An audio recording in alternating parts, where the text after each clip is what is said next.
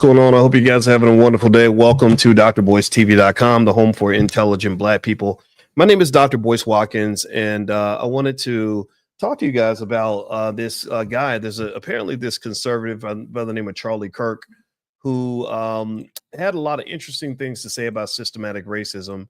And you got to love it. You got to love it when when conservatives like to get together and talk about you know, issues that I don't think they understand very well, and I think also issues that they end up unfortunately become somewhat biased about. And here's the thing: what's really fascinating to me is that we tend to frame these really important arguments in our country in these sort of Democrat Republican boxes, and the boxes don't work. The boxes tend to uh, take care of the interests of the elite. And as a finance professor, I can tell you that that really the rich people are kind of playing everybody. The powerful people are pitting you against each other and making sure that at the end of the day you remain powerless. So I want to say hello to everybody. I see Jeremy rushing, Aubrey Smoke, Chalet Camilo. Oh, what? My homegirl, super smart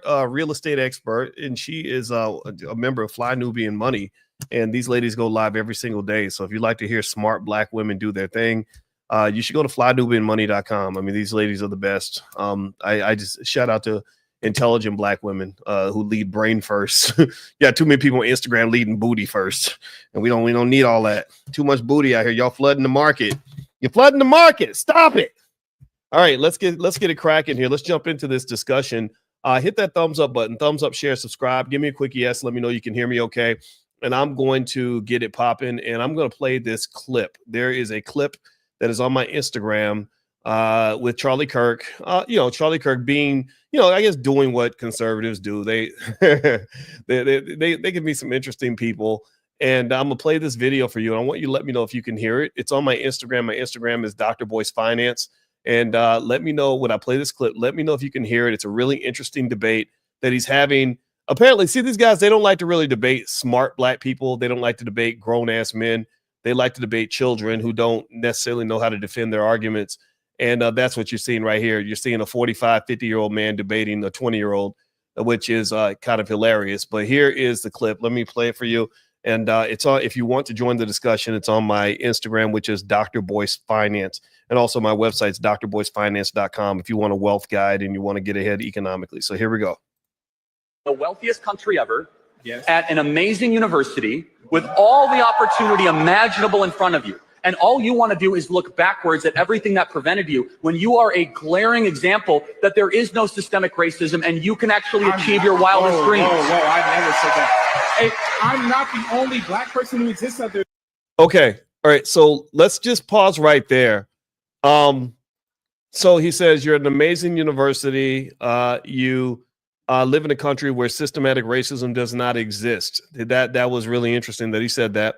And I'm gonna just sort of explain to you why what he said is simply not true. But then again, with Trump being in office, you're kind of used to Republicans lying a lot.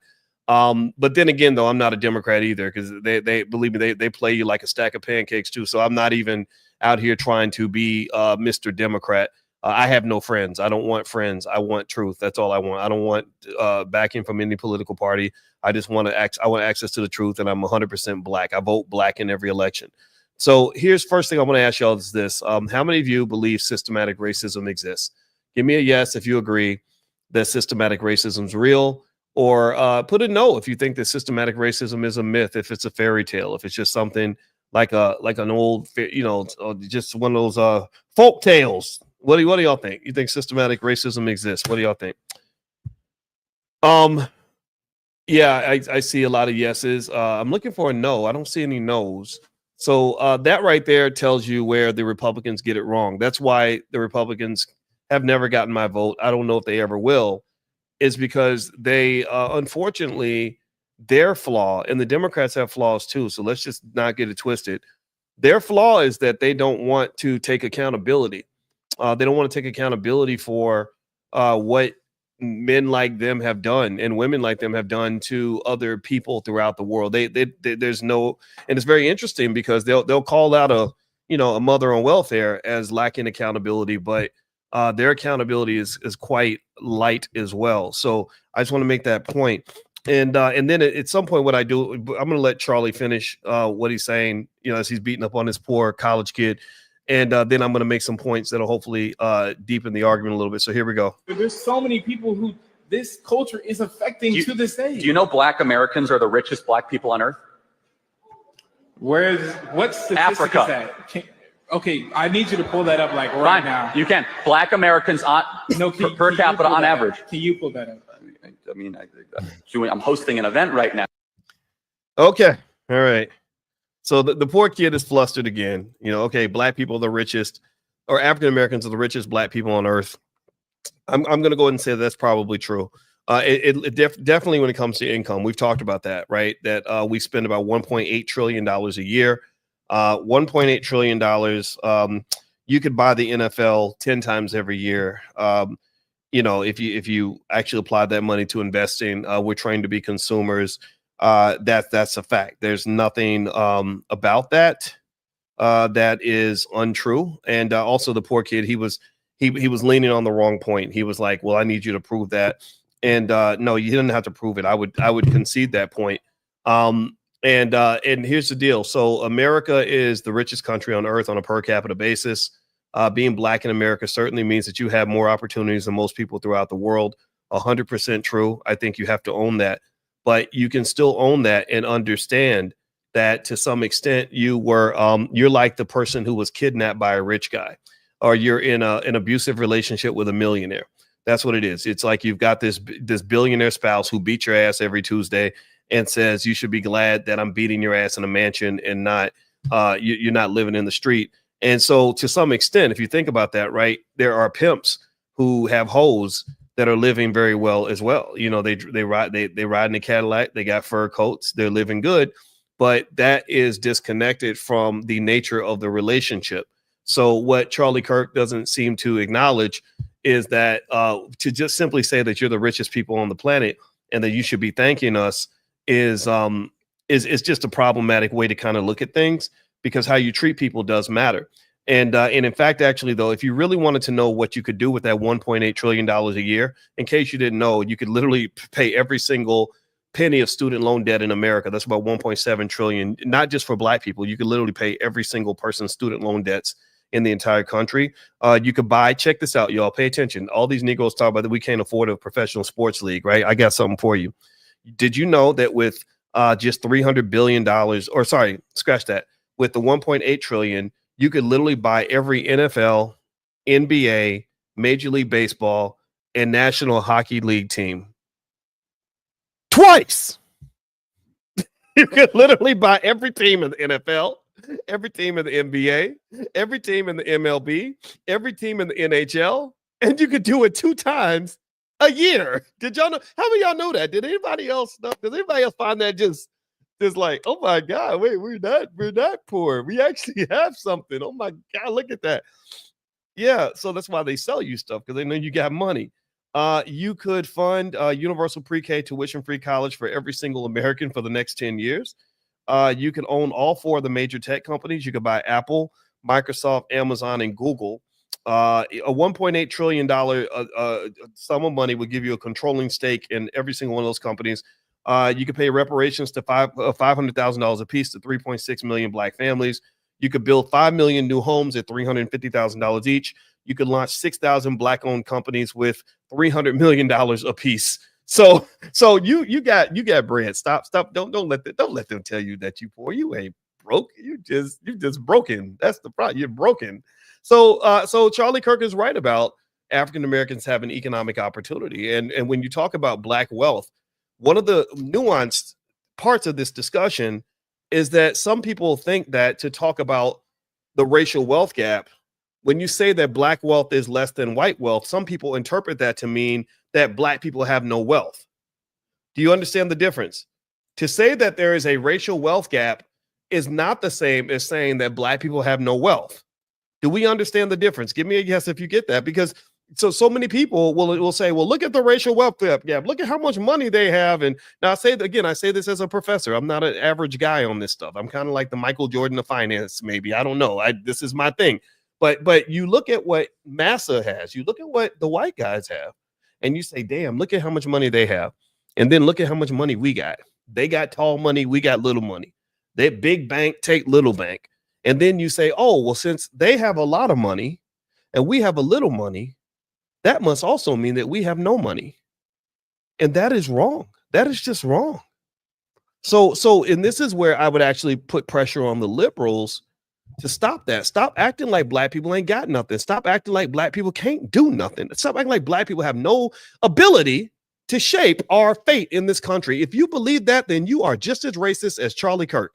And yes, the man is a racist. It's more like a white privilege kind of thing. He's like a privileged white guy. He's not old school racist. Like, oh, I hate the niggers. I don't like nothing with black skin on it. I saw a nigger yesterday and I was ready to go get my shotgun. Right? He's not that kind. He's more like, he's got this privilege of that allows him to live in a space of delusion where he somehow acts like he should get all the benefits of whiteness in America without paying back the debt that he knows that his country and his people owe to people that they stole it from. Right. And then think about this. This is the same guy who would tell you in a second that any black man who stole a can of beans at the grocery store should go to jail.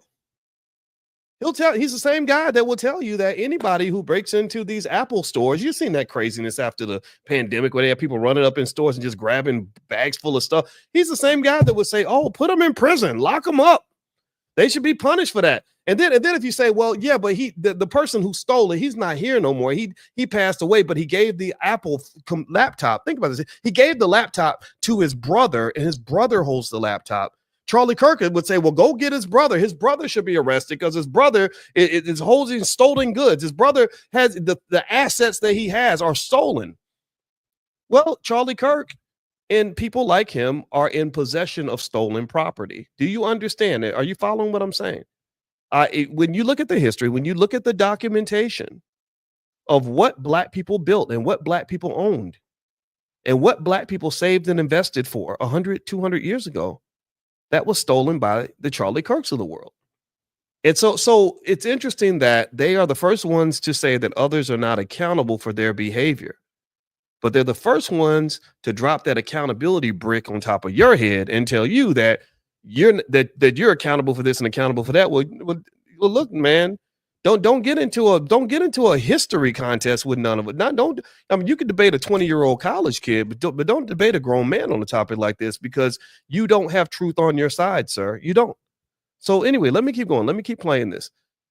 All right, so here's more of the clip. It's on my Instagram. My Instagram is Dr. Boyce Finance. Hit the thumbs up button, please. Thumbs up, share, subscribe. So here we go. Now, I don't know what to tell you, but anyone can fact check me on this. So you cannot find a black majority country or any country where black people have significant representation where they are as wealthy, because even the poorest people in America are in the top 5%, the top 2% of wealth around the world. And so my whole belief is stop acting like you're a victim and start making better choices. Acting like a victim, bro. You think the average rap artist that a black kid in the hood is listening to is glorifying marriage and family and saving your money? That's what sells because it's a culture thing. It's not just within the black community. I agree. No, but hold on. Everyone listens to it. It's not just isolated. It's okay. I'm getting real sad hearing this poor kid trying to make his point. So maybe I can help. Maybe I can support. So the next time he gets into this kind of debate, he'll kind of know what to say. He's young. He doesn't understand because systematic racism is very slick, very, very subtle. And so the first thing is he talks about, I think he says something like, stop acting like a victim and make better choices. Again, I don't disagree with that. I don't think you ever benefit from overly embracing your victimhood and using your victimhood as a crutch. If your victimhood becomes the excuse for a lack of activity on your part, then what's happened is that those who informed you of your victimhood have actually harmed you because they've disempowered you. If I show up and I say, gosh, you have a leg injury, here's a wheelchair. Don't even try to walk. Just get in the wheelchair. And I want you to ride around this wheelchair all day. And I never want you. And you say, well, maybe I could try to walk. And I say, no, you can't walk. You can't walk. You hurt your leg. You should be in this wheelchair forever. Right. then am I helping you or am I hurting you? Am I actually making you stronger or am I making you weaker? Am I advocating for you or am I hurting you? Am I harming you in some way? Well, I'm harming you. I'm not your friend. I'm not the because we know that. Look, here's the deal. A person making good choices can also still be a victim. You can still be a victim of something and still make good choices, right? So what happens when you get into these liberal conservative extremes? And this is why I can't participate. I cannot in good conscience participate in any of this political extremism and this nonsense because I get tired of the Democrats constantly telling me I'm a victim. Because what happens is that when you are taught to bathe in your victimhood, just take a bath in victimhood every day, then you never learn the power of accountability. You never learn your own personal power. And I think that this is deliberately done by the state. I think that the goal is to make sure that you always remember that because you're a Negro, you can't do anything for yourself. You can't build your own businesses. You can't take care of your family. Every bad decision you make, every time you get an extra baby's mama, every time you pick up a crack pipe, every time you beat that black woman in your house, every time you abandon your kids, every time you trick off your money, you have a ready-made excuse that says, well, because you're black and you're a victim, then it's okay. We understand why you're morbidly obese, and because it ain't the chitlins and fried chicken you've been eating every day. It's because you're a victim. You're a victim. People that care about you are not going to do that for you. Your mama didn't do that for you. Your daddy didn't do that for you. Don't get me wrong. Your mother and your father loved you if you were lucky enough to have both of them, which unfortunately a lot of our kids don't have the father in the house, and that's a reality we must face. But your mother and your father, if they did their job properly, were the ones. If you come in and you say you're a victim, they also would challenge you to deal with what you're feeling, right? Accept the fact that you were harmed in some way and it wasn't fair, it shouldn't have happened to you. But then they tell you to go get up and go fight. When I was a little boy, I got jumped one time. This boy just came out of nowhere and started beating me up, and I was sad about it. And I told my mother, I said it wasn't my fault. He just ran up on me. I didn't know he was coming. And my mother said, "Wow, that was terrible. He shouldn't have done that." And then the next question she asked was, "Did you fight back?" so that's kind of harsh. Some people think that's harsh, but that made me tough. That when next time I ran to that sucker, I beat his ass. I said, "Oh yeah, mama said knock you out, so you about to go down, fool. You ain't jumping me twice." But if she had done the poor baby routine and just kept that as if that was the end of the conversation, then I don't think I would have ever felt empowered enough to go back and defend myself. So what you gotta be real careful about letting people who are manipulating you put you in the victim box. That's what the liberals do. The liberals put us in the victim box and they say, well, because you're black, you can't do anything. Because you're black, your kids shouldn't have an education. Because I mean, my God, you're black. It's racism. Because you're black, your son's supposed to be in prison. I mean, my God, you're black. Where else would he be? Because you're black, your family's supposed to be busted up into little pieces. I mean, my God, you're black. Racism. Look at racism. Because you're black, you're supposed to be broke. Because you're black, you're supposed to be dying from COVID, from obesity, and everything else. Who gets bit? Who benefits from any of that? Who benefits from that? Not me. Not you. We don't benefit from any of that. We don't benefit from, I got so angry during COVID because all they talked about in COVID was that all the black people need to go get this shot. And why did they say that? Did anybody remember? I know it seems like a long time ago, but anybody remember why they kept telling everybody, all the black people to get the shot? And they would do these ghetto ass commercials. Girl, I went to the clinic and I had to go get my shot, right? Because we represent our community. We have pre-existing. It was because of pre-existing conditions. They were talking about pre-existing conditions. I was like, okay, I get it. Yeah, for sure. The stats don't lie. I mean, yeah, if you had a lot of pre-existing conditions, you were more vulnerable to the virus. I'm not making fun of that. And for those of you that had a loss during COVID, my heart goes out to you. But does anybody know where pre-existing conditions come from? Well, a pre-existing condition comes from a pre-existing activity. A pre-existing condition comes from a pre-existing culture, a pre-existing set of choices. And many of these choices, ironically, were made by you. They weren't, I ain't never met a white man who ran up and shoved a piece of chicken down my throat. I've never met a white man who ran up to me and said, hey, you need to smoke this weed, drink this liquor. Like, here's a crack pipe, boy. Shove it in your mouth, boy. Put it in your mouth. If that white man exists, then please call the police because he's not a good person. But I do know a society where when you step up and you say, hey, y'all, maybe we should not eat all the unhealthy bullshit that they feed us in our neighborhoods. Maybe we should eat better. Maybe we should, think about the fact that we are addicted to I think Byron Hurt did a documentary called Soul Food Junkies. Maybe we should reconsider how we're eating so that we don't die from all these pre-existing conditions that are preventable pre-existing conditions. So maybe instead of dying from preventable pre-existing conditions, we might engage another term called pre-preparation. How about you prepare? How about you think about it and avoid the pre-existing condition, and then it doesn't become a condition at all. But here's your problem. Those conversations don't tend to happen in a lot of our liberal spaces. I hate to say it. I hate saying it. When I mentioned to Lizzo directly, I said on Twitter, I said, why are you promoting this image of the black women as a complete whore and also acting like being obese is a good thing? Why are you acting like that's good? I know the white folks that are paying you are telling you that it's lit and it's wonderful, but I know black women who died from obesity. I know obese black people that got the heart disease and the diabetes and the cancer and everything that comes with that.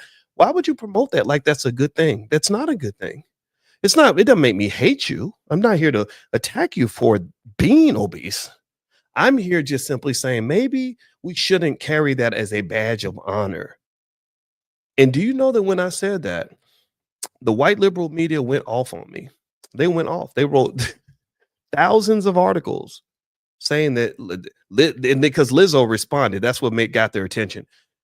Lizzo claps back at sexist, woman-hating professor, right? And all that does is that feeds into the image. This is how they divide us. That feeds into the image that white media wants you to have, that the black male is the enemy of the black woman. That's what, and I'm gonna tell you, out of all those newspapers that wrote those stories all across the world, it was picked up by the Associated Press. I bet at least 1,000 newspapers did. Not one of them called to say, you're a professor, you have a doctorate from the Ohio State University, you were on the faculty of Syracuse University for many years. What were you thinking when you said that? It doesn't make sense to me. Because I could have explained it. I would have said, well, let's look at the statistics. Let's look at how many black people are dying from all these pre-existing conditions. Now, let's also connect that to the fact that you're consistently saying the words Black Lives Matter. I challenge you on that. I don't believe that you believe that, because if Black lives really mattered, then you would be concerned about these pre-existing conditions and the fact that they are easily preventable through healthy habits. But that's not what it is. That's not how capitalism works. That's not how America works. So you actually profit from black people dying. So take those words Black Lives Matter out of your mouth. You're not qualified to use that terminology. So anyway, I'm going to move on with this. Do me a favor, hit the thumbs up button, thumbs up, share, subscribe. My name is Dr. Boyce Watkins. And in generally, like I don't just talk about wealth and economics and black power. I actually I practice what I preach. If you go to drboycefinance.com, we have a free wealth guide that you can pick up there. And also every single morning, we do something called Money in the Morning, where we talk about finances and money every single day. We do it 7 days a week. We've done probably about 1,000 of these lectures now, and we do them every single day because I'm very serious about solving problems as opposed to complaining about them. So if you want to join us in class, anybody can join. It's free. You ain't even got to be black. I don't have nothing against white people. I don't dislike white folks, but I will call them out on their bullshit. I'll call black people out on their bullshit. That's why I ain't got no friends. Only friends I got are the real ones. Anybody who falls for the okie doke is not going to understand me. I'm gonna just be honest with you. So anyway, if you text the word morning to the number 87948, I'll send you an invitation. You can join us in class, just as long as you're respectful and as long as you care about the black community. I mean, truly care and truly want to solve a problem, then this is for you. So you can text the word morning to 87948. It won't cost you a dime of money. All you got to pay, because all you got to do is pay attention. You ain't got to pay money, but you got to pay attention. All right. So let's go back to Charlie Kirk. Actually, before I go back to Charlie Kirk, one other thing I want to point out is he mentions that, and by the way, I see, okay, say what she wants. I see you in there, Shar. Yeah, Shar, by the way, Shar, her, you should follow her Instagram. She does really great content. about Black relationships, and she believes deeply in accountability and advocates for men in an awesome way. Someone say, "What's up, Shar? How you doing? I see you in there." And she sent me this video, and when I saw it, I said, she asked me what I thought about it, and I said, I think I want to talk about this on my podcast because it's worth talking about. So say what she wants. That's where you can find her. Follow her because she's really, really good. I mean, and here's the thing, I think that we should want to hear all these different opinions. Shar also has the kind of, she comes into Fly Nubian Queen also, and there are so many Black voices that don't fit a Democrat or Republican box that do not get heard. And I'm gonna tell you, these are the voices that have the solutions for Black people. Because these are voices that come with a commitment to truth and honesty that isn't sort of predefined by the white supremacist structure. White supremacy created the Democratic Party and the Republican Party. During the Civil War, they hated Black people in the South and they hated Black people in the North. So if you are deluded into believing that your friends in the Republican Party really are your friends, then I feel sorry for you. That means you have no home and you're surrounded by people who really don't care that much about you. They only care about you to the extent that you support their cause. If you go to the Democratic Party and you think that I'm being super pro-Black because I'm around my other Democrats, if you look at the history of the Democratic Party, there's nothing there to indicate that they have been directly beneficial to the Black community. Absolutely nothing. We have been deeply committed to the Democratic Party, but we have Democratic-run districts in this country where the children can't even read. The majority of the kids can't even read. Those schools should be immediately defunded, and that money should be reallocated to Black teachers who love those babies. If you don't understand where I'm coming from, why I'm frustrated, then I feel sorry for you. So in many cases, because we're not used to having a home for ourselves, we're not used to having a place where we can go, where we're loved, where we are top priority, where we take first priority. We go to these other spaces where we're tolerated and accepted, and we end up fighting for a seat at the table. Like, I got a seat at the table in the Republican Party. I got a seat at the table of the Democratic Party. And the reality is that those seats at the table are only token seats anyway. And those seats at the table come with the pre-existing condition that you are loyal to party first, race second, if it's convenient. You can only be a Black Democrat. If you are Black and you're the Democratic Party, you're only allowed to be Black if it's conveniently connected to the ideology of the Democratic Party. If you are Black and you are Republican, you can only be pro-Black when it's the Republican version of pro-Black, which is coincidental pro-Blackness, which has never done anything to actually improve the condition of the Black community. Because you Republicans, y'all know y'all stole our money. You know that we're owed reparations, but y'all want to deny that. You want to deny all accountability. Completely irresponsible, like some broke-ass baby daddies. Just don't want to take responsibility for your actions, yet you want to claim that the rest of the world isn't accountable. Whatever. I'm not even mad at you for it. I just don't fall for your nonsense. So Black people have to have spaces where we look at the issues in our community. We put ourselves first without regard to politics and everything else. You have to do that. If you never do that, then you'll never have strength and never have true power.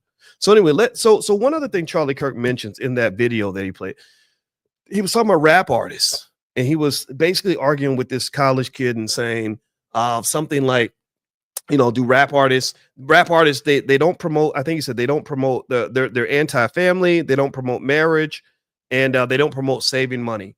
And I agree 100%. Now, let me ask y'all a question. This is something that Charlie Kirk won't ever acknowledge. When you talk about rap music and the music you hear on the radio, do Black people own those radio stations? Are we the primary owner, of Sirius XM and all these mega stations around the country? Who owns those radio stations that are distributing all this bullshit that most of us hate anyway? Anybody know? What do you think? Also, another question is, do Black people own the record labels that are financing this music? See, I'm a finance professor. I understand production, distribution, and monetization. Sure, we produce the culture. Absolutely. We're brilliant at producing the music. But most of us won't produce music that is harmful to our children. Most of us won't produce music that's anti-Black woman. Most of us won't produce music that is anti-Black wealth. Most of us won't produce music that embraces and endorses ignorance. Most of us won't produce music that supports Black criminality, but you'll always find that Negro who will. You always find that financially desperate kid from the projects who, will just say anything for money because he's 17 years old and doesn't know any better. But most of us won't do that. So this music can't get out. Here's my point. This music can't get out to the public without money. This music can't get out on the radio without somebody writing multi-million-dollar checks to get that album distributed. Now, are Black people writing those checks? Who are the people raising billions of dollars to distribute not Adolf Hitler level extermination messages, genocidal messages about the Black community? Who's writing those checks? It ain't us. It ain't us. And then here's another point that's really interesting. I think Charlie Kirk should know this. If you listen to a record, even the songs that y'all really like, I mean, I don't even want to. I feel bad even bringing it up because I love Kendrick Lamar, but Lord Jesus, I listened to that song and I was like, damn, I really like this song. It's catchy, it's great. They not like us. They not like us, right? I got it. He's smart, and I think Kendrick's so brilliant. But I was like, damn, why we gotta hear the word nigga in every other damn line? I don't want to. I'm tired of it. Can't we find another word? Can't we use another word like sponge or blanket or king or something? Like, do we have to use like why, man? Seriously. And here's the thing. You can think what you want about it. Again, I don't want to debate you about whether using the word is it's up to you to make that decision, because I ain't out here trying to pick a fight with Kendrick Lamar at all. But I'm going to ask you this question.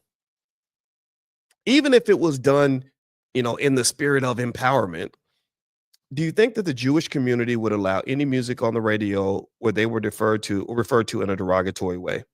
In fact, do you even think that they would allow any music on their radio stations that even use the derogatory term to define the Jewish community, or to or the terms that are used toward the community? Do you think they would even allow those terms to be used, even if people said, no, we weren't talking about Jewish people, we were talking about everybody? Like, 'cause that's what happens when you hear the N word, is you hear people say, no, I'm not talking about Black people. It's just a term, or we've empowered the term. And now, okay, so let's say you've taken the derogatory term used toward the Jewish community, which I'm not even going to use because I don't like to do that. And let's say that you made it as empowering as possible. You're not talking about Jewish people. You're talking about frogs or something. Do you think they would still allow you to use that term on the radio? Do you think that they would play that term at the Grammys? I hated seeing it. Kendrick got the Grammy and it was like, nigga, nigga, nigga, nigga. Like, damn, man. Like, and these people are like, like, what? No, they wouldn't. So I need you to riddle me this. Like, why is it that for us, we're supposed to just let it go and it's not a big deal, but for everybody else, if you do it to anybody else other than us, it's like, oh my God, that's a blatant violation. You shouldn't be allowed to do that. Well, that's an example, Charlie, of systematic racism. Shit, if Black men like me controlled your radio stations, all that shit would be shut down immediately. But we don't control all that because I had great-grandparents and great-great-grandparents who built some wealth, and your great-great-grandparents came along and killed them and took their stuff and locked them up for no reason. And now you're benefiting from what they took. One of the things that many people like a Charlie Kirk don't understand is that the privilege that they stand on is not some example of white exceptionalism. It's not a reflection of the fact that white guys work harder and that white guys are smarter. It's a reflection of the fact that everything that you have in the present is a result of things that were done in the past. Do you understand? Like, I'm sitting here in front of you right now, and I have a few million followers on different platforms. I know a lot about finance and economics. I've made some wealth and some money that I use to support my family. Not one penny of that wealth has been earned in the last 10 minutes. Maybe a couple pennies, but less than 0.1%. Not 1 ounce of my PhD was earned while I've been sitting here talking to you right now. Not one single thing has occurred in the last 5 minutes to make me into who I am. Who I am right now is an accumulation of thousands of actions that took place 20 or 30 years ago. There were 10,000 things that happened in the 1990s that played a part in where I sit in front of you right now. And why am I making this point? Well, because Charlie Kirk should understand better than anybody. I hope he understands this, that it's actions of the past that determine the present. So the game that the conservatives play is the game where they say we could spend 400 years beating you, raping you, stealing from you, blocking you out of opportunities, fucking over your grandparents, hurting your community, violating you in every way imaginable. And then we can say, wait, okay, equality, okay, everything's gonna be fair, everything's fair, racism's gonna, no more racism, y'all, no more that's like somebody kicking you in the face, beating you up, slapping you, stabbing you in your heart, shooting you in the face. And then when you come back to get revenge, if you're able to do that, they say, oh, okay, no more hitting. We're going to have peace now. No, well, you gave up your right to peace when you declare war on me. You have no right to peace at this point, because now it's an eye for an eye. Now it's time for accountability. And this is the thing that's so fascinating, is when they use that term like reverse racism, is they're literally acting like they never did anything to create the disparity in the first place. They don't understand that, no, this is not us deciding to come harm you or take something from you that you're entitled to. In many cases, this is just us coming to get our stuff back. And so their lack of understanding and acknowledgement of history is clear. That's one of the reasons why they don't want it taught in school, because conservatives liberals are delusional in their own way. Like, for example, they believe weird stuff like gender doesn't exist, and stuff just stuff that I don't understand, or that we should have this godless society. It seems like they're not real big on, like, they think Christianity is as bad as worshiping the devil, and or they aborting black babies is a good thing. I don't personally think it is. I think but then again, I'm biased because they told my mother to abort me. But then the conservatives, their delusion is they want to act like history never happened, and they only want to remember the good parts. So that's one of the reasons why they want to work so hard to take it out of school. Now, here's the thing, though. It shouldn't matter if they take it out of school or not, because your schools are inferior in the first place. Your schools are not teaching you adequate Black history anyway. We teach Black history in the Black Business School. I have a PhD. I'm a finance professor. I can reach as many people that want to come in. So we read Dr. Claude Anderson books, and he gives you history that you never heard in school. So really, at the end of the day, that is the wrong fight. That's my point. I think that fight's a waste of time. Fighting to get history back in the school means that basically you're fighting to make the same white people who educate you teach you a little bit about your history, when the reality is you should be teaching yourself your history. So let me play more of this clip here. I'm gonna put this back on the page. Here we go. Let me know if you can hear this. Hit the thumbs up button. Thumbs up. Everybody hit the thumbs up button real quick. And also, by the way, if you want to join us tomorrow morning for finance class, just text the word morning to the number 87948. So here's Charlie Kirk continuing his debate with the 20-year-old. It's bad for everyone who listens to it. The point being is that Black youth, as they are being raised, their role models are largely not glorifying staying with one woman, getting married, going to church. And if you're wrong, show me the Black role models that are doing that. There might be a couple I could think of, maybe. But if it's about culture, you're right. The internal Black culture has collapsed the last 60 years. There he goes, being unaccountable again. Like, the broke baby daddy thing. So Black culture has fallen apart the last 60 years. The Black role models, show me the Black role models that are promoting being with one woman, all these other things, right? What he's basically doing, he doesn't realize this, but he's actually pointing out what his own people have done to Black people. What he's basically pointing out is the fact that many of the images of Black men and women as well that are in the media are picked by white folks. So what they're deliberately doing in this propaganda colonizer effort is they mass promote the men who are promoting the most toxic message possible, and then they blame it on Black people. Then they say your role models are doing this and your role models are doing that. A lot of y'all been listening to me for years. I ain't never endorsed any of that crap. I have never said, I mean, I fight with the rappers all the time. So there are, and here's the deal. I'm not the only one. Most of the men that I know, like, you come to the All Black National Convention and you run up to a man and you say, hey, why don't we go find the liquor, the weed, and the hose and abandon our kids and go shoot somebody tonight? They're going to look at you like you're crazy. because I don't roll with little boys. I roll with real men who love black women, who take care of themselves, who want to build for the future, who want to be educated. So here's the deal though. Men like that are identified as dangerous.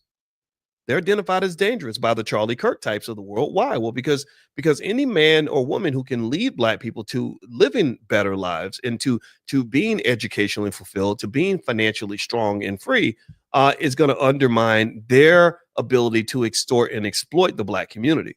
That's why they hate guys like Farrakhan so much. Farrakhan ain't never endorsed none of this stuff. But if you go talk to the Charlie Kirk types, he's the first one to say that Farrakhan is a racist and Farrakhan he spews hate and all this other nonsense. They say these things because they don't want black people exposed to black men and women who have all the right viewpoints. And and y'all know also the Jewish community controls people like him. That's just a reality that he won't ever acknowledge, but it's true. All right, so let me keep going. We're no longer elevating the family. We're no longer elevating staying with the person that you're with.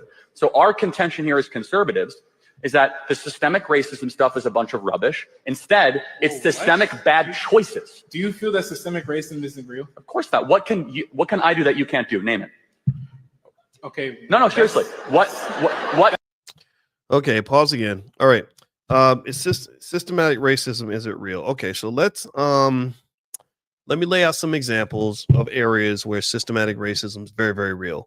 And this is one of the reasons why every single day when I talk to you, my goal is to convince you to do everything you can to get out of the system. The good news, the bad news is that systematic racism is very, very real. The good news is that if you have the right skill set, you can leave that system, but it requires you to have the courage to do that. The wealth gap, the median white household has about 8 times more wealth than the median black household. This is due to systematic efforts like Jim Crow, redlining, exclusion from federal programs like the GI bills, things like that. People like Charlie Kirk don't understand wealth very well, but I do. My PhD's in this stuff. And I can tell you that a big percentage of the wealth that exists in America is generational wealth that comes from your parents and grandparents owning a home, starting a business, or getting opportunities in the previous generation that allowed you to have opportunities in this generation. And it may be as simple as having the right networks. I talked to a white guy once who was telling me how he found his next job. And he said, yeah, I went to my network. I called my buddy knew somebody, and I got the opportunity because of that. I know a lot of black people who don't have those networks. Also, education funding. Schools that serve predominantly black students actually get $2,200 less per student per year than predominantly white schools. And that's because school funding is tied to things like property taxes and things like that. So if you have things like Jim Crow and redlining that have kept the property values down deliberately, which they've done, then that's going to reduce the property taxes, which is going to reduce the funding for the schools. Access to capital. This is a big one. Black entrepreneurs are 20% less likely to receive bank loans and are offered lower amounts and higher interest rates when they do. So there's racial bias in lending practices. That's another example of systematic racism that the Charlie Kirks of the world would never tell you this, but I'll tell you now, because unfortunately guys like him, they're 50 years old and they'll debate children, but they won't debate a grown man. That's okay. I expect him to be intimidated by people like me. In fact, I wouldn't even want to debate him because it would be a waste of my time. I debate my equals. Everyone else I teach. John Heinrich Clark said that. I'm repeating it. Number 4, incarceration rates. Black Americans are 5 times more likely to be incarcerated than white Americans. And this is largely due to racial profiling, mandatory minimums, the war on drugs, etc. Anybody who claims that black people just simply commit more crimes, there are things that you have to deal with as black people. For example, I believe it's a myth that to say that black on black crime does not exist. I know a lot of black people who've been killed. Not one of them has been killed by a white person. Every black person I know has been killed by a black person. Now, some people will say, well, it's just proximity crime. We kill people that are closer to us. But here's the deal. I can go to the west side of Chicago and have black neighborhoods where maybe at nighttime I might not feel safe as a black man. That's just the reality. I would have a hard time finding a Jewish neighborhood. You point to one Jewish community anywhere where people are just being shot up in the street every single day. You just find me one. Just find me one Jewish community anywhere where people are just being shot constantly. And so the problem I have with liberals is that liberals just keep us in that denial where they just tell you black on black crime does not exist. If you don't think something exists, then you're not going to address it. It's like an illness or a wound or a health issue. And they keep telling your doctor keeps telling you, no, your lungs are fine. Your lungs are fine. You're like, no, but doc, I can't breathe. No, your lungs are fine. It's really your toe. It's all in your head. And so you don't address the issue, and the issue gets worse and worse and worse. So a lot of this black on black crime that happens in our communities, where a lot of y'all got sons that are more in danger of being killed by another black man than they ever have been in danger of being killed by a cop. Again, I know a lot of black men. I know several black men who've been killed by other black men. I don't know another black man who's been killed by a cop. Not to say it does not occur, not to say that police aren't racist, not to say this is not an issue, but one of the problems that the liberals have sort of thrust upon us is this focus, this extreme amount of focus on the one issue that just happens to benefit them in the next election. It happens to benefit them in the election. That's what they're using you. They're using your pain as a catalyst to put them in power, when never once have they ever gotten power and improved the conditions in the black community. Never once. Sure, you can point to some bills. Yeah, the Obamacare. So, okay, cool. I give you that. But I don't see a community that's doing much better than we were in the 1970s. I just don't. Our kids are not better educated. Our families are more broken than ever. Our children are still going to prison. Black wealth is going down. What the hell are you telling me about progress? Stop telling me we're making all this progress when it's not real. I know what's real and I know what's not.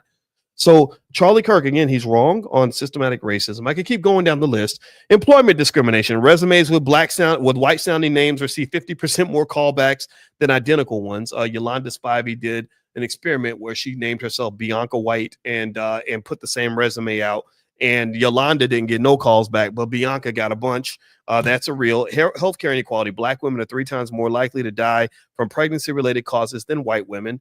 This is due to systemic neglect, implicit bias in medical treatment. Also, police violence. Black Americans are 2.5 times more likely to be killed than white people, for sure. So while I tell you that I don't consider police violence to be the number one threat against young black men, I can tell you that it is an issue, right? I can tell you that there's a history of police being trained to deal with black people in a certain way. I can tell you that it is problematic and racist that we can have a black neighborhood with all white police officers coming into it, but you don't find many white neighborhoods where with an all black police force monitoring all white neighborhood. That the first case is an occupation. That's what an occupation looks like. That's what colonialism looks like. So I really wish and I hope that we can have more intelligent, nuanced discussions about the black experience instead of dropping it into the liberal or conservative box, because the liberal box gets it wrong. The conservative box gets it wrong. The evidence is everywhere. The evidence is everywhere. Donald Trump ain't going to do nothing that's really going to significantly improve the conditions of black people. The only thing Trump might do is scare the shit out of black people to the point where we get our stuff together because he reminds us that you ain't got no friends. But the Biden administration, I didn't see much improvement in the black community under Biden. And what the issue is, in my opinion, is that I don't think you think highly enough of yourself to have the courage to live life just simply as a human being, to live life as who you are instead of feeling like you can only live life if you're gang affiliated. I got to be a Democrat or I got to be a Republican. I ain't got no choice. Well, that right there, you already took away a big chunk of your freedom right there. Maybe part of the reason you don't have the freedom you desire is because you won't go command the freedom you deserve. Freedom means choice. Freedom means options.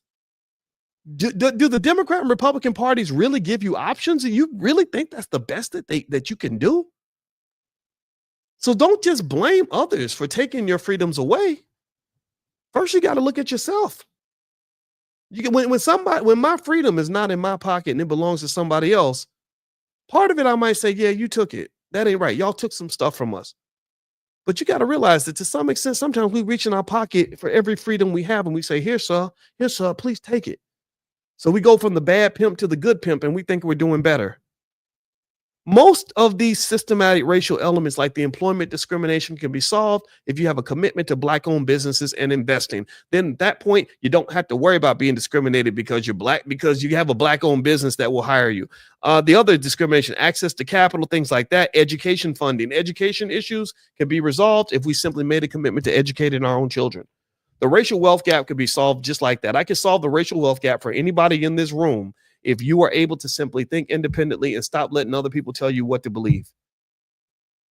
If you learn to think for yourself, the racial wealth gap is easy. It's easy for me because I'm a financial surgeon. That's what we do.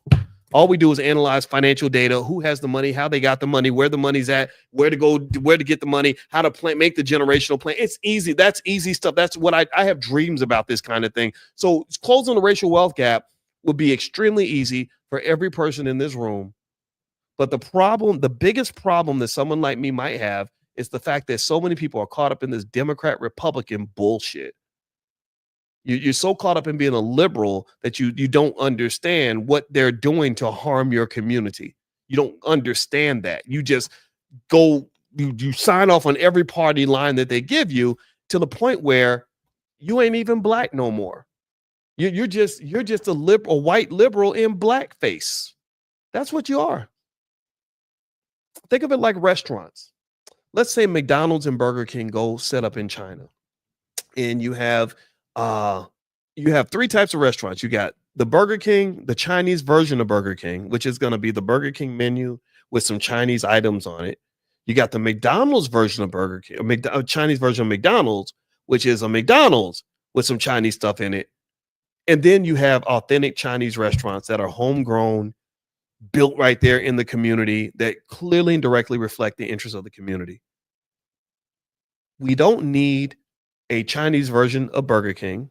We don't need a Chinese version of McDonald's. What the Chinese government says, we don't want either one of y'all suckers. We want Chinese restaurants. So I don't want liberalism in blackface. I don't care much about black Trump supporters. I just want black people who have the courage to represent the black community. It's a simple idea. Let me keep going. Hit the thumbs up button. Please hit the thumbs up button. All right, so here we go. Let's finish this video so we can get through it. All right. What can I do that you can't do? That's a slippery slope. No, it's not. I don't know why. Very simple. No, because back in 1940, you would have been able to answer that question. Well, Charlie, there's a bathroom over there that I can't go to. There's a major league team. I can't walk into the grocery store and get the same looks that you do. I walked into Brookshire Brothers a couple of weeks ago when I was looked at. That's an insanely hyper paranoid way of living life. That's not evidence, right? It's a real example. By the way, if I walk into a black neighborhood, so let's take a different group. How did the Holocaust impact Jews? They're doing pretty well. Well, because they got reparations, we did. How? What reparations did the Jews get? Through acknowledgement, through money, through. No, we acknowledge slavery happened. Okay, but you're sitting here and acting like it plays no role. No. But to your argument, the Holocaust was 80 years ago. Half of all the Jews on the planet were killed. Everything they earned was taken. Jews are doing great. They're the wealthiest subgroup, racial group or ethnic group in America. If all of a sudden something that happened 80 years ago impacts your material prosperity, how did Jews defy the curve? How did poor Asians do so well? Why is it that Asians are now the wealthiest minority in America, many of whom came with no money in the 1950s or 60s? Because of the culture and opportunities that were provided to them. But you're not hearing me out. Black Americans have had the same opportunities. However, people still look at us like criminals every day. Hold on, but I don't look at you like a criminal. I'm not. Okay. All right. So let's hop in there. Let's finish this up. All right, so a couple of things the guys mentioned in the video that's really interesting is he's talking about the way people look at you, and to me that's very interesting because that also speaks to one of the liabilities, one of the weaknesses that our community has is that we tend to view ourselves through the lens of whiteness. We tend to spend a lot of time and energy worried about what other people think about us, whether or not other people care about us. When they started saying Black Lives Matter, we lost our damn minds because we were like, oh, Lord Jesus, Lordy B, Massa cares about us. And I think that the reason that matters for you so much is because deep down, I don't know if you care about yourself. If you truly care about yourself, then it doesn't matter if other people care about you. You don't need, especially someone who has never cared about you in the past. And so to some extent, we have to do the work to elevate our self-esteem. We have to do the work to understand that, look, if nobody else has got you, you got you. If you can't get support from other communities, well, you've got your own community. But that requires a certain a willingness to have pride in what you have and to defend, protect, and build what you have, to invest in what you have. And so the reason Charlie Kirk has an easy time making that argument, besides the fact that he's debating a 20-year-old who's having trouble forming his point of view, is that it sounds good because he mentions the Asian community and how the fact that they are the highest earners in America. and the Jewish community, they did go through the Holocaust and they are doing quite well. And you have to give credit to the fact that the Jewish community has a wealth building culture. You have to give credit to the fact that the Jewish community is committed to educating their kids. You have to give credit to the fact that the Jewish community works together. But also, you must acknowledge the fact that the Jewish community did not go through what we went through in America, right? They were brought here sort of almost as friends to the country and were given benefits and opportunities that a lot of Black people don't get. And so I think that has to be spoken about as well. They didn't go through 250 years of the most brutal slavery known to man. We'll talk extensively about the Holocaust they experienced under Hitler, but won't talk about the multiple Holocausts Black people experienced under slavery. So that's going to take some work to heal from that. I would argue that our healing is not happening as rapidly as it should, largely because we're still stuck on a lot of the old ways of thinking, and we're allowing a pre-existing system to shape our thinking from a very early age. You are colonized. That's what you are, colonized, because when you own that dope and you think that his ice is colder and you want to be connected to whatever he's doing, you want to be a part of his systems. You'd rather beg for jobs than build businesses. You'd rather beg for acceptance than create your own spaces. You'd rather fight for a seat at their table than to go build your own table. Well, that part of that mental illness belongs to you. Whether we like it or not, we have this deep, interesting, abusive relationship with racist white America. We really do. We really, as much as we hate it, we actually love it. As much as we claim we want to get away from it, we keep on coming back. Like, it's like that song, I hate that I love you so much, right? So to some extent, they want us around so they can keep kicking us around and talking down on us. And we want to be around because we've identified ourselves as the victims. We've identified ourselves as the subordinate class. They are the alpha, you are the beta. That's why you send your children to go work for a white man when they're little, because you expect them to be here and for you to be here. Stop telling me that. Don't tell me that I'm lying. Y'all know I'm telling the truth. You know I'm telling the truth. There's not one single white person that raises their white children expecting their white child to work for a Black man, but there are millions of Black kids get raised with the expectation that at some point you're going to work for a white guy.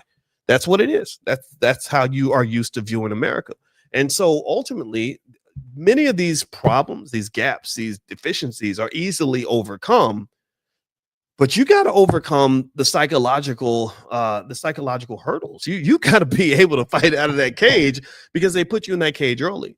When they talk about systematic racism is predicated on you being a part of that system. Now, I'm not saying you can disconnect from every single system in America, but the economic system, you can disconnect from that. It just takes work.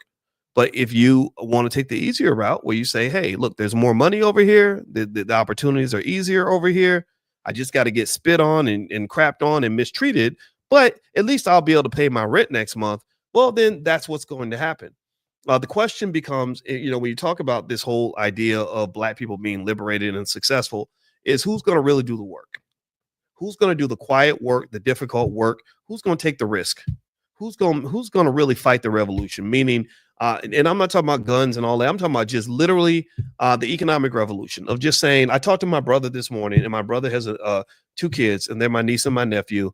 And we were talking about investing for them for the future. I said, what kind of trust fund is in place for them long term? And he told me what the fund was. He told me how much they were putting in. I said, okay, I'm going to double it. I said, whatever you're putting in there, I'm going to double it. So you just let me know how much to send you. I'm going to send you that money. And I said, the reason I'm doing this is because it is our job to make sure that by the time they are 25 years old, they never have to work for anyone for the rest of their lives. That's literally not even something they're ever going to have to do. So if they have $500,000 or between $500,000 and $1 million by the age of 25 or 30, they'll do it. But we got to start now. We have to start while they're young. We can't wait until they get older and wait until there's a problem and then step back. So what you got to realize is that being sort of embracing victimhood instead of accountability, what it does, the reason some people enjoy being victims is because it keeps you from actually having to do the work. If I can just simply say, well, it's the white man's fault all the time, then that means I don't have to come up with a solution. That means I don't have to fight for nothing. That means I ain't got to actually get up and do nothing. Because every time you say, well, why didn't anything happen? Why are your kids not being fed? Well, because of racism. Well, why are you 400 pounds and about to die from a heart attack at 38 years old? Well, it was racism. Why are you in and out of jail all the time? Because you keep on doing stuff to go to jail. Well, racism, the way, and the problem with the liberal side of things, in my opinion, is they're always right there to cheer you on. They're always right there to say, oh yeah, you poor baby, you poor victim, you. And that doesn't help you. That just doesn't help you. So I think you can acknowledge the victimhood and embrace the accountability at the same time. And that is what smart people are doing. And here's the deal. Look, as much as Charlie Kirk's an extremist and you got liberal extremists, you have more people in the middle than you do on the extremes. And so my job is to talk to those who are in that middle, those who ain't scared of being black, those who want to actually solve problems, and encourage you and just say, look, solve the damn problem. Solve the damn problem. Look, if you're black and you're trying to have a good, strong, free life, it comes down to three key areas: health, wealth, and relationships for the most part. Mental and physical health.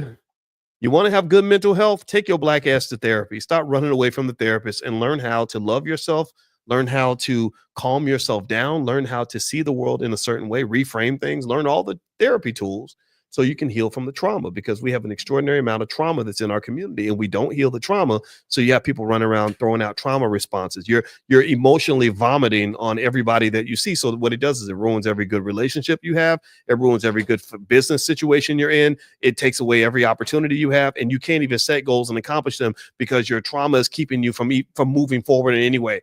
You know you need to start that business, but you're too scared, right? You know there's so many things you want to do in your life, but you get sad, you start eating cheeseburgers, and next thing you know, all these bad things happen. So you got to fix your mental health. And this is not something the Democrats or the Republicans are really going to work with you on. You have to do that yourself.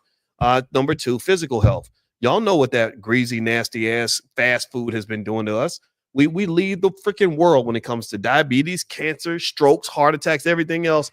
And don't just tell me racism caused it all. No, racism only accentuates it. Racism is a predatory force that takes advantage of the weak and the vulnerable. It exploits your pre-existing weakness. The devil can only get you if you're already subject to temptation, if you're already weak from whatever you're going through, right? So ultimately, at the end of the day, when you talk about physical health, take your fat ass to the gym like I did. That's what I was a fat ass. I had to start going to the gym regularly, stop eating so much salt, rethink my diet because I want to live, right? I don't know how long I'm going to live, but I want to live. Okay. Relationships. You can study how to get married and how to stay married, how to pick the right partner, how to have good relationships, just like you went to school to study how to go work for that white man. You spent 4 years in school learning how to be a nurse's aide or an accountant or an engineer. Well, why didn't you spend at least 6 months learning how to have a good relationship, how to run a family? Heading a black-owned family is more important than any black job you'll ever have. So part of your contribution to white supremacy, because it's a two-way street, you contribute to systematic racism by investing more of your time in learning how to be a part of their system than you spend learning how to create systems of your own. That's why you are trapped by the system, because you are investing all your energy into the system. The things you invest in are the things that will live. The things that you pay attention to are the things that will grow. The place you put your energy is what will flourish in your life. Where you put in your energy, where you put in your time, where you put in your attention, where you put in your money, that will tell me everything I need to know about where you're going and what's going to matter in your life. Do you understand what I'm saying?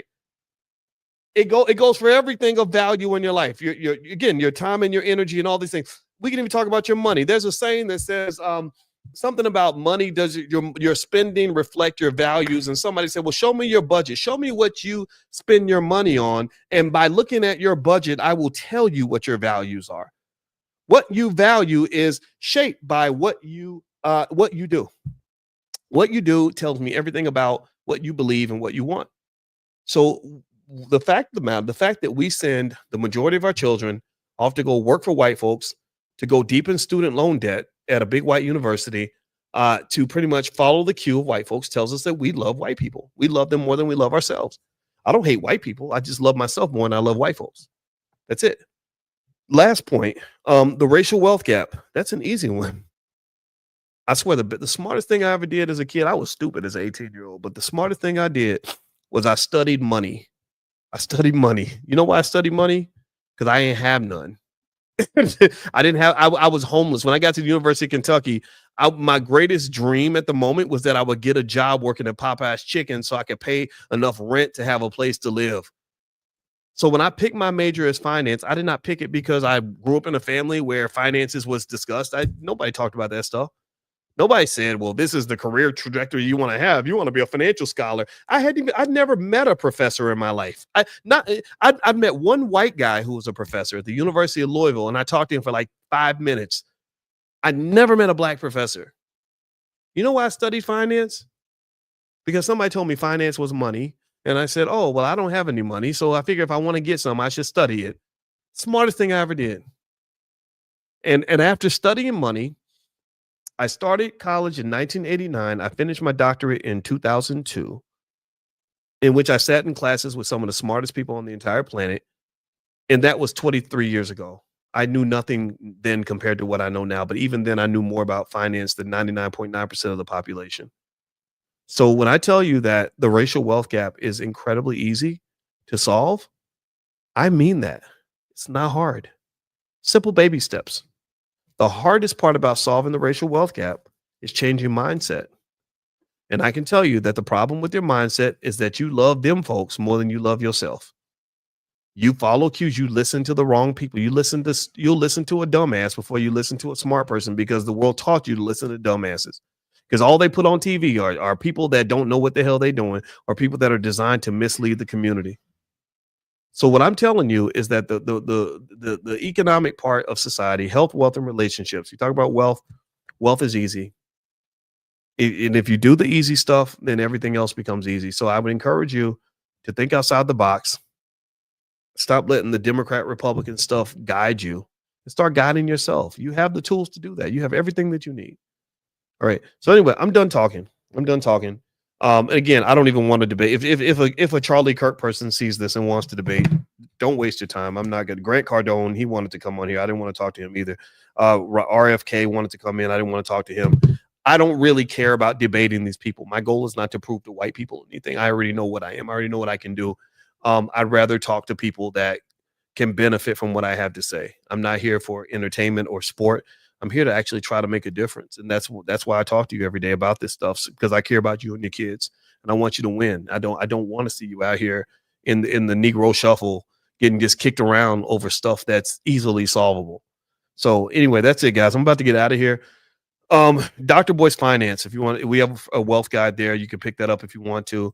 And also, just a reminder, our Economic Elevation Conference is going to happen in Miami, or the Economic Elevation Summit. So if you want to get invited to the Economic Elevation Summit, feel free. We have virtual passes as well. So you can go to economicelevationsummit.com. I'll put that in the chat. Economicelevationsummit.com. I'll put the URL on the screen so you guys can see it. And that's going to be Miami, May 9th and 10th. And last but not least, I did put together that list of Japanese stocks. I might have mentioned to you guys. I sent it out. I'll bring it to class again tomorrow if you want to pick it up tomorrow. So anyway, anything that'll help you in your investing journey. So God bless you guys. Have a great day. Thank you guys for listening. I appreciate you. And I'll check in with you a little bit later. Take care, everybody. Bye-bye.